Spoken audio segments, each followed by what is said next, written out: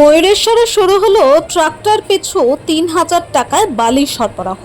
কৃষিমন্ত্রী তথা ময়ূরেশ্বরের বিধায়ক দুধকুমার মণ্ডলের উদ্যোগে গুরুত্বপূর্ণ বৈঠকের পর রবিবার থেকে ময়ূরেশ্বর এলাকায় ট্রাক্টর পিছু ৩,০০০ টাকা মূল্যে বালি সরবরাহ শুরু হয়েছে।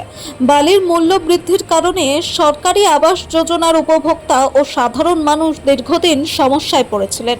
সেই সমস্যা সমাধানে প্রশাসন ও সংশ্লিষ্ট পক্ষগুলির সঙ্গে বৈঠকে বালির মূল্য ৩,০০০ টাকা নির্ধারণ করা হয়। বৈঠকের সিদ্ধান্ত অনুযায়ী রবিবার থেকেই নির্ধারিত মূল্যে বালি দেওয়া শুরু হয়েছে। এই উদ্যোগে সরকারি আবাস যোজনার উপভোক্তাদের পাশাপাশি সাধারণ মানুষের বাড়ি নির্মাণের কাজেও সুবিধা হবে বলে মনে করা হচ্ছে। আজকে আমাদের মিনিস্টার দুধকুমার মণ্ডল জননেতা ওনার উদ্যোগে ২,০০০ টাকা ট্রাক্টরে বালি প্রদান করা হয়। এই বালি কারা পাচ্ছে?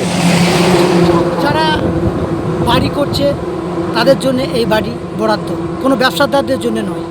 আবাস যোজনা প্রকল্পের বাড়ির শুধু আবাস যোজনা নয়, সব বাড়ির ক্ষেত্রে দেওয়া হচ্ছে। এবং কত করে ধার্য করেছে? ২,০০০ টাকা করে ধার্য করা হয়েছে বালির দাম। আর ট্রাক্টর নিজের কাছে নিজের ১,০০০, ৮০০, ৭০০ যেমনটা, যেমন দূরত্ব, যার যেমন দূরত্ব। কি নাম আপনার, কি দায়িত্ব আছে?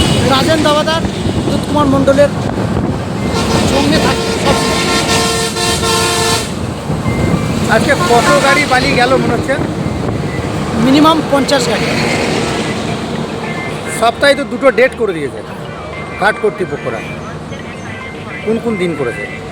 আজকে রবিবার হচ্ছে, আবার বৃহস্পতিবার।